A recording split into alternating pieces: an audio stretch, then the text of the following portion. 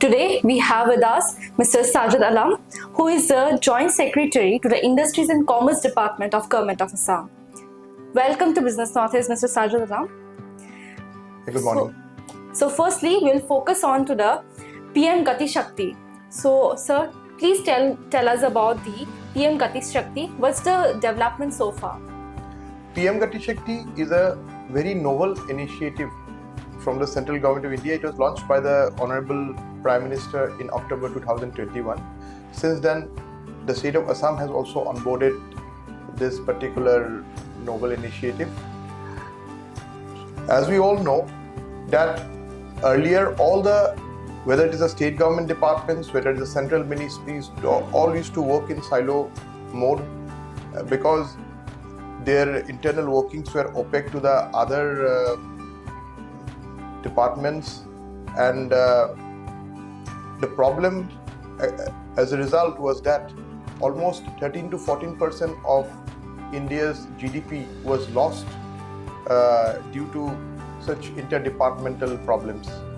But with PM Gati Shakti, all the data of a particular department or ministry, they are mapped in a geospatial portal called the PM Gati Shakti portal, where every department's data or a set of data will be housed in a number of layers. So these will be observable to all the other departments, both for while they are planning their projects. It also helps in problem solving. It also helps in the interdepartmental coordination and also according of NOC. So since then, lot of newer initiatives have come up, like planning some big projects. So as you all know, a very straight road right from Delhi to Bombay, that is actually Mumbai, that is actually being constructed at the behest of our Honorable Union MORTH Minister Sri Nitin Gadkari ji. So that was all possible because of PM Gati Shakti. In the state of Assam, although we may have been a slight late starter, but now all our departments have geared up. They are preparing their action plans. We have trained the people. So many of the departments have actually already uploaded their, other than their mandatory data, many more sets of data they have already uploaded. And now we are into interdepartmental coordination in a big way through PM Gati Shakti. So according to you, what's the impact that has created through this PM Gati Shakti National Master Plan? No, firstly, the greatest impact is that, I'll just give you an example. It is actually, I'll also tell you the intermediate way, how it's to take place. So earlier, suppose there is a electricity pole on a drain. So that has to be removed to enhance the size of the drain for the water to flow. While planning for your electric poles, and the drainage, everybody will be aware of how they know the width of the drain. They won't put it inside the drain, so they will definitely plan it that way. The one which is preparing the roads, then now your crossings. For example, a pipeline is being constructed now, or some OFC cable is being laid. What happens? Everybody digs up the roads, and they may disturb each other's infrastructure. But now, while on PM Gati Shakti, even before digging, now something called a call before you dig has come. So every department is aware of what is beneath the road. So, and before actual digging, they will have to take the permission so that they don't disturb the infrastructure which is already lying underneath. So we have reports of the high logistic costs here in Assam. So with this infrastructure development, does it create any impact on the logistic cost? Has it been reduced? As I told you, already this PM Gati Shakti will obviously reduce logistics cost because it will make things seamless, and it will also enable the right kind of planning of projects, and also identifying the logistic needs in a much better way. So coming to the multimodal logistic park, since we were also speaking about the Jogighopa logistic park, so how will it develop the economic state of this Assam? So this will involve three modes of transportation. So it will, in addition to that, we have got this now protocol route through Bangladesh, waterways route. So which will enable goods to flow right through these rivers up to the ports of Bangladesh, as well as to the Ganga River in India, in the rest of India. So, and secondly, the East-West corridor is also being connected. Plus, now we have got the Dhubri-Fulbari bridge also. So all of this together, this will be a major hub of trade. So which is connected by multimodal transportation networks. About the recent disruption in Bangladesh. So won't it affect the trade between Bangladesh and India? Like Assam is the hub here.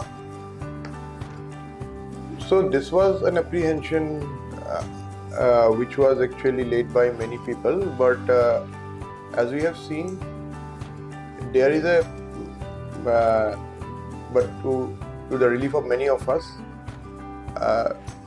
whatever internal political structure may have changed, every country has got its responsibility of adhering to the agreements which have been signed before, and this is a win-win situation for everybody, which any foreign country would actually try to disrupt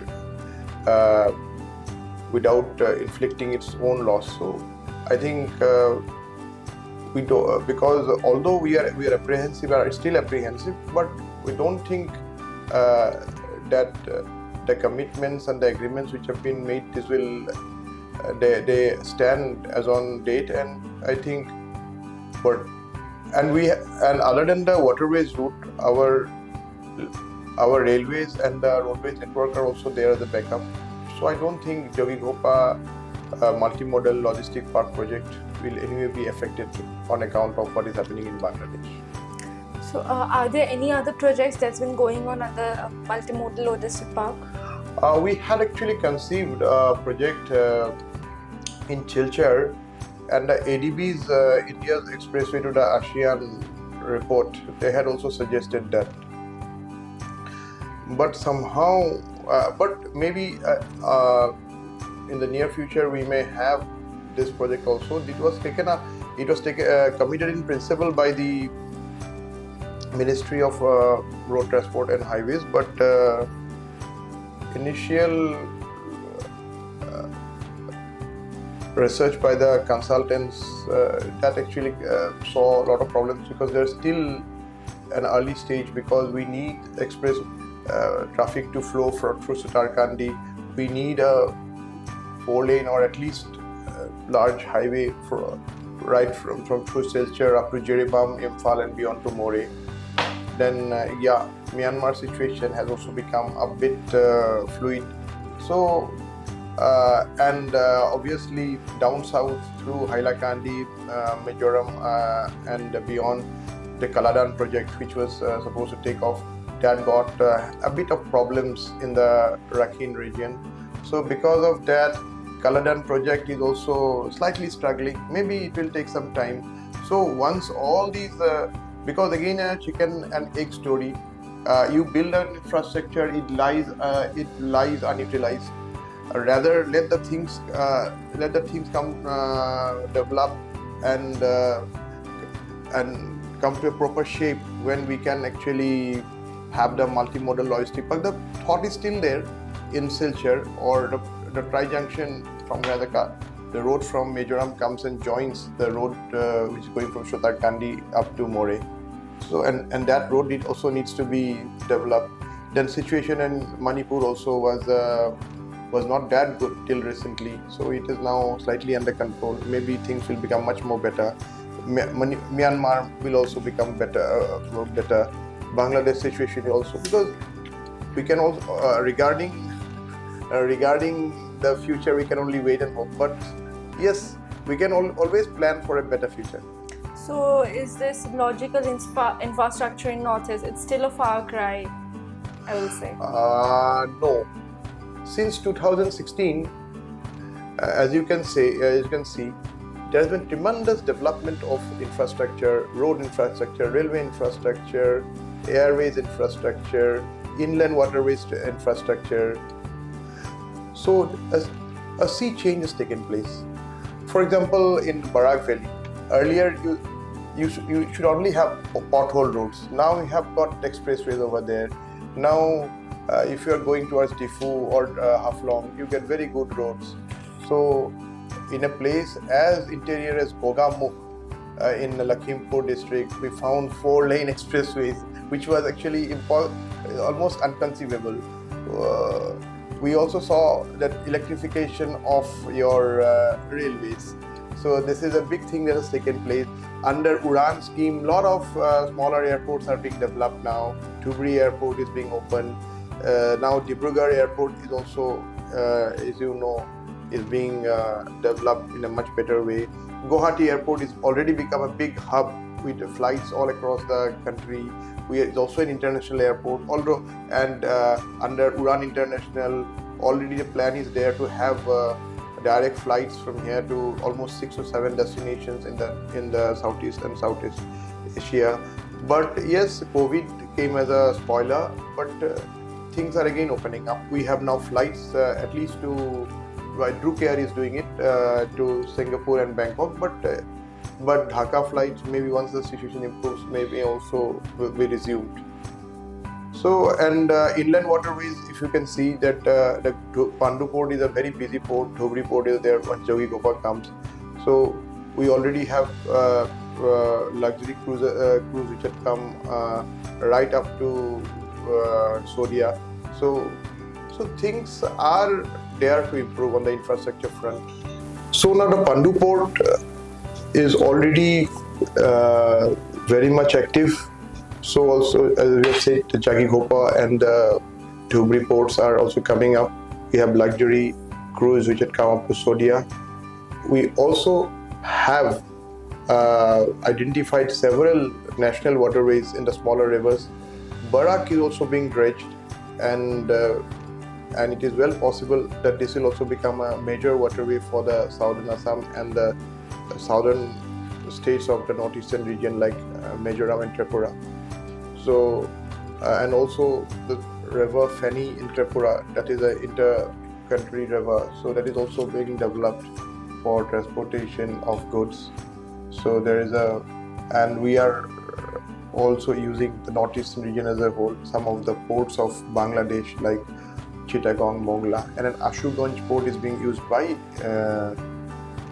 Tripura, so that there is a railway line in Tripura from Agartala to Akhora that is already nearing completion. It may be commissioned very soon. Plus, we have also identified the old connection between Assam to Chittagong port, that is through a place called Mahishashan.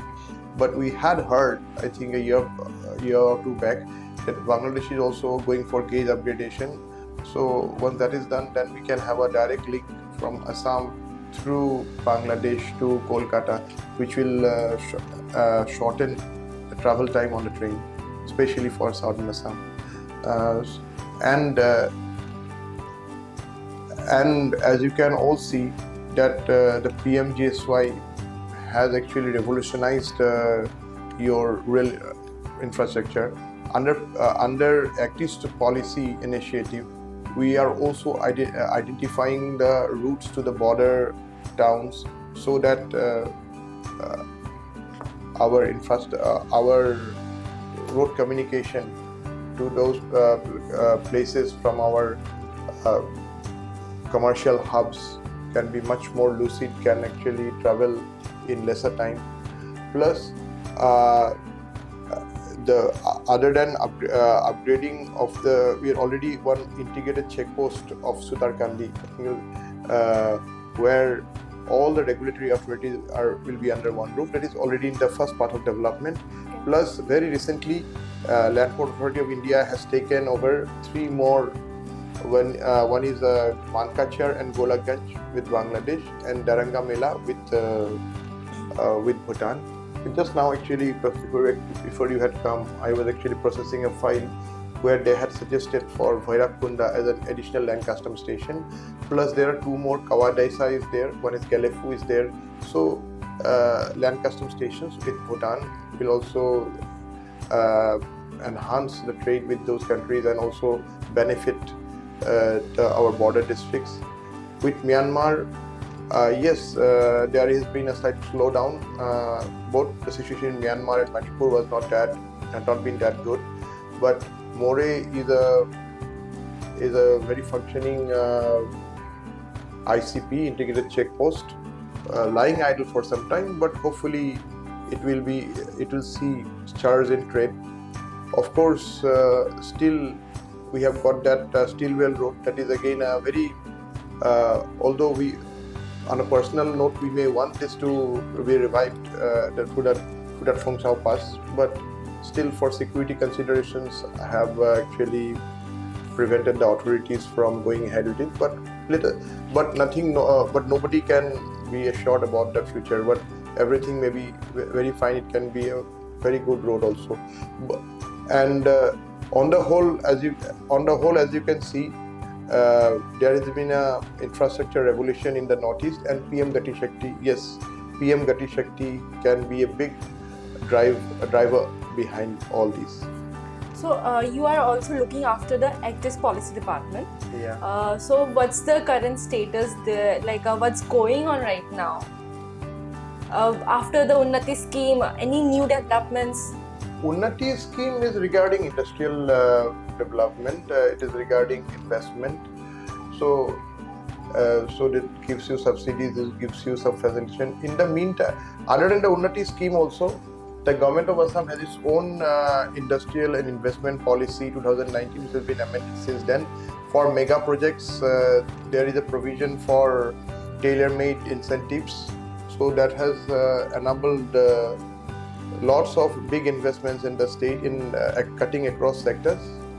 And yes, Attis Policy definitely is a driving force, but as of now, we are not limited by Attis Policy. We are actually trying to become a part of the mainstream only. So Assam and Guwahati and all those states, they are actually really looked up in the last 6-7 years or the last 10 years. Last 10 years have been a big turnaround for this state. Not only for some, for all the northeastern states. Problems are always there, but problems are being addressed. And Attis Policy, yes, Attis Policy, there has been an ADB report, first on Attis Policy, then there is a Northeast Economic Corridor, a report from ADB, where they had mapped the entire development prospects of this region, different kind of industries, what industries to do, what will be their market in Southeast Asia, in Bangladesh, in Bhutan.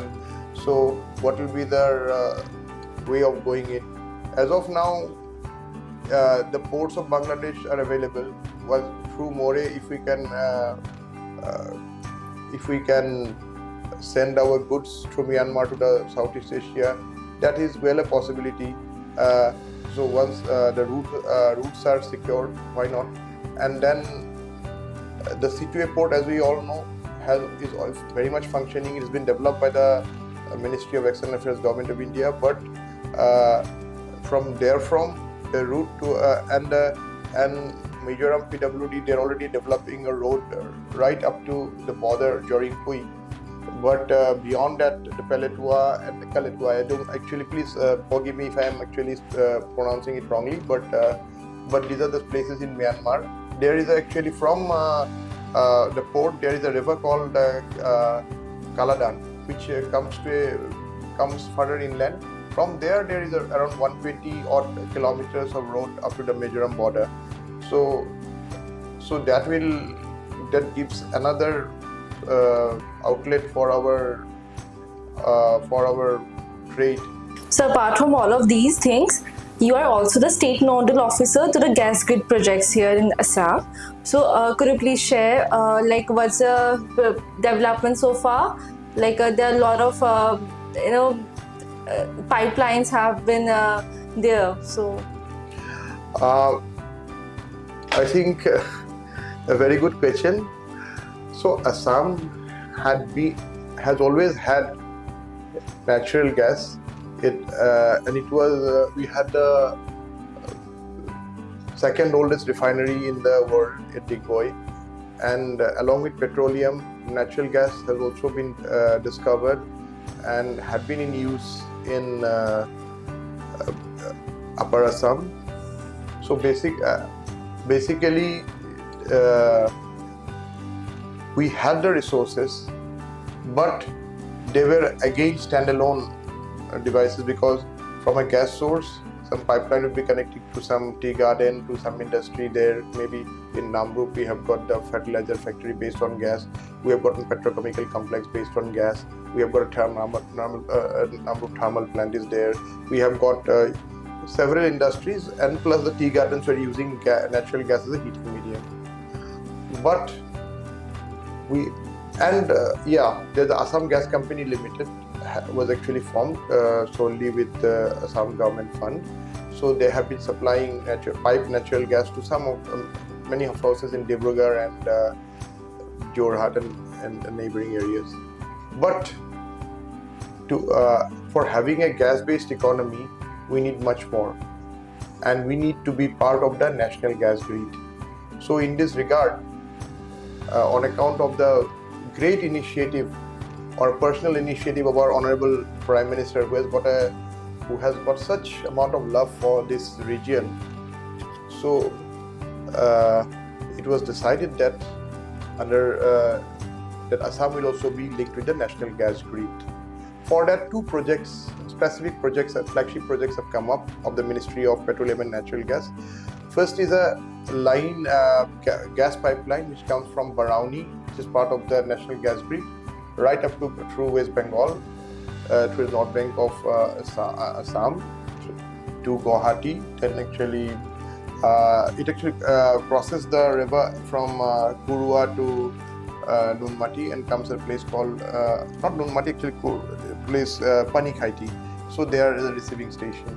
So this is the primary line, and therefrom to go to all the northeastern states, another company was actually set up. It is called the Indradhanush Gas Grid Limited. So they are creating the Northeast Gas Grid.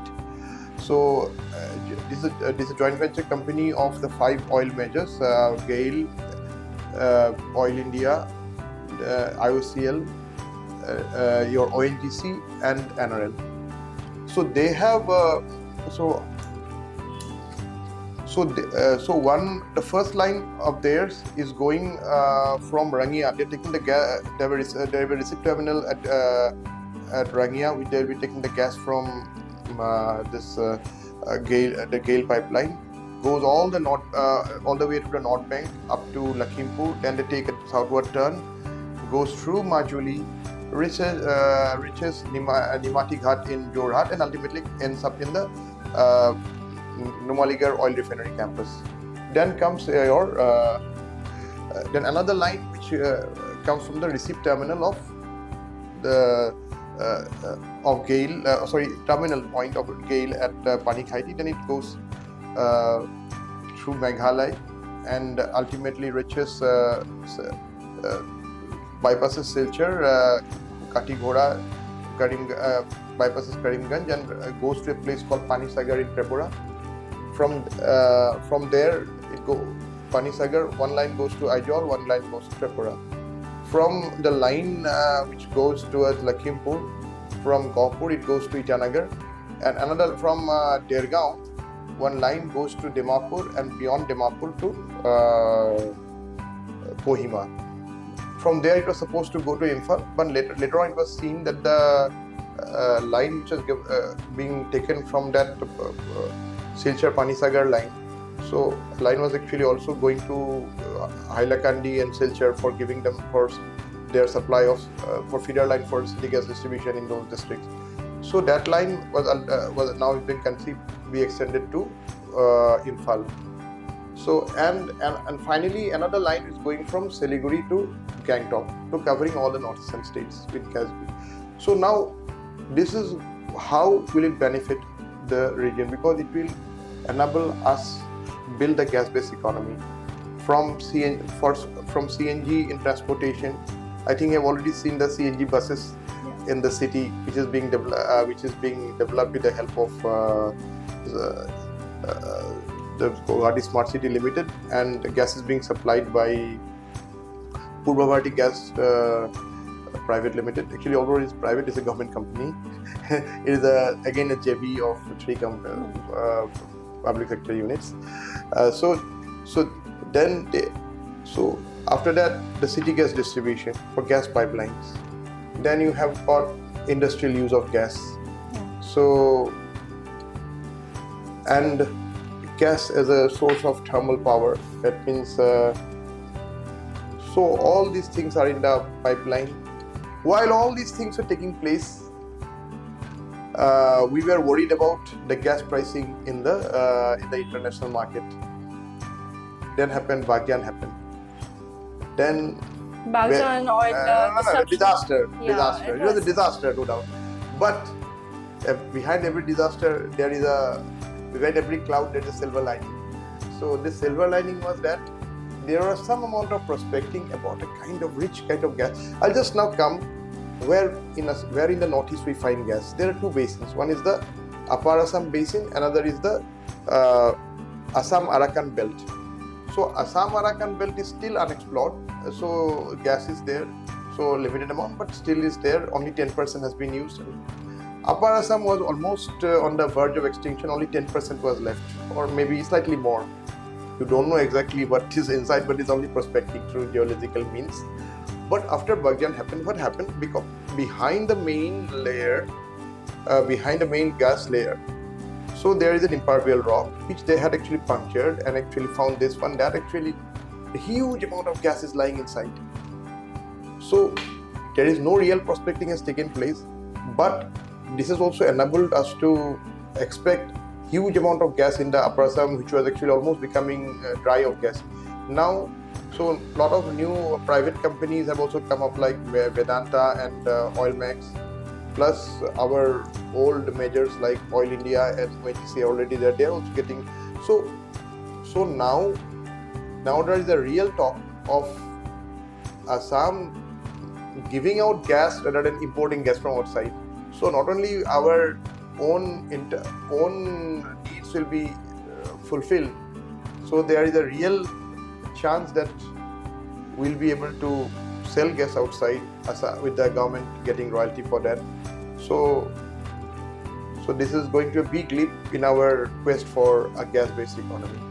So when can we expect this development to be, at the public service? No, public service. It is a continuous process. So already you can see that the Purva Gas Private Limited is very much active. Plus now all the northeastern, all the districts of Assam have now been given to one company or the other for city gas distribution. City gas distribution means last mile distribution. So that is so things are going on in full swing in right earnest, and you are seeing the CNG buses on the road. We are having more and more. I think that day our Honorable Chief Minister had I don't remember the exact number, a number of CNG stations. So things are moving forward very fast. So here we would like to conclude our conversation, sir. It was a lot of insightful discussion today on the logistic parks, the upcoming logistic parks in Assam, and our ongoing, logistic infrastructure development here. So thank you for joining us today, Mr. Sazzad Alam. Thank you. Thank you so much.